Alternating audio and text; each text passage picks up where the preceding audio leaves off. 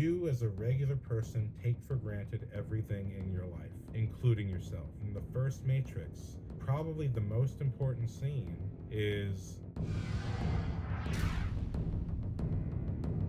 And if you look at the deeper symbolism of the deleted material, that the character Switch, who is this albino female character in the first Matrix, there's a deleted scene where in the Matrix, she's a woman, and in the real world, she's actually a man. So this is deleted because actually the studio just thought this is now the movie's already confusing. You're just really like people are going to spend too much time wondering about that and not paying attention to the rest of the movie. And so in today's time, that would be totally fine. But it took movies like The Matrix to make us think deeper about the very nature of reality for us to even get to that kind of conversation.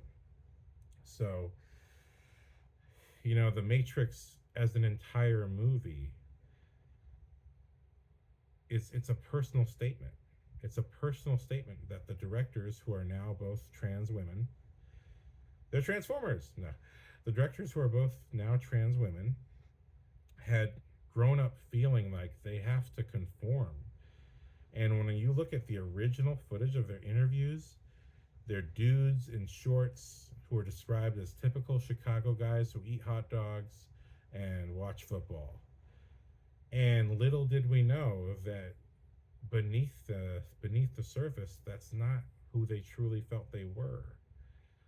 And they felt that they had to conform to survive.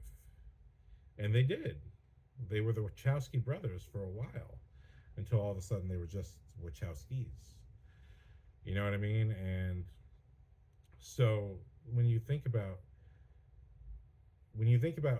who you are as an audience member, and that you take for granted that the action film, oh, that's a cool fight scene. Oh, that's so cool. I want to come back for this fight scene. Oh, the Predator's so cool. He sneaks away. You, as an audience member, you as a consumer, you as a person who laughs at the janitor because they have to clean up your puke, because that's just some janitor. It's not a human being to you, right? You, as a regular person, take for granted everything in your life, including yourself. And you turn everything into a product. And you look at social media dating, right? Now we are literally just products with our mana and our, oh, well, this person has a +6 financial mana, but they have -2 social mana.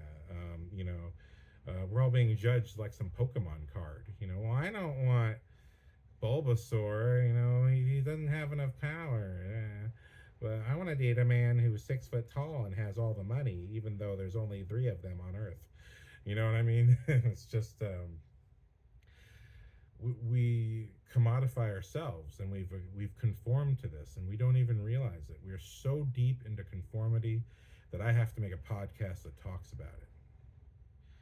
But these are the deeper meanings to each of these movies, and they're personal. The Matrix, this groundbreaking action movie that made you question the very nature of reality itself, and that's all that you thought it was there for. The point of the movie is that regular, average citizens have this inner self that they want to be, but they feel that to fit in their neighborhood, to fit in their family, to fit in society as a whole, they must conform to a role that fits them, that fits that given environment that they're in, including their beliefs, their entire belief system, whether they truly agree with it or not.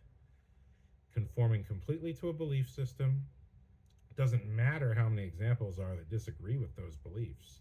It's a belief system, right? Conformity of your belief. And ultimately just to realize that's not really who I am. But this is a personal statement from the directors saying, that's not who I am. And if you look at Neo and Trinity, and they really look very similar to each other. And so even that is symbolism of learning to love oneself. And that they are very similar to each other. They are male and female, but they both have black hair. They both have similar weight and heights. And they're both these kind of quiet oddities. and only they can only appreciate each other because they're both these quiet oddities that even though Cypher is in love with Trinity, he's just not like her in the way that she can love. You know, he's a total different beast, and he ends up being a traitor. But he ends up being a traitor because he chose this path of individual conviction and found out that it was hard, it was gross, it was stinky, and the one person that he loves in this entire world doesn't love him back. And so being in the real world, it just was a loss for him. So there's deeper character reasons for things happening as well. But there's a whole point in the first Matrix. Probably the most important scene is the sidewalk training sequence where you watch, it's inside the construct, so it's not actually in the Matrix, but it's made to look like they're in the Matrix. You're seeing Neo and Morpheus walk across the street when the light turns green, and this massive herd of pedestrians is going back and forth, and you see a lot of twins, right? Twins not representing literal twins, but just that they're copy and pasted in a computer context. It's just copy paste, copy paste, copy paste. But on top of that, again, it's another form of conformity, that there's people that are just identical to each other.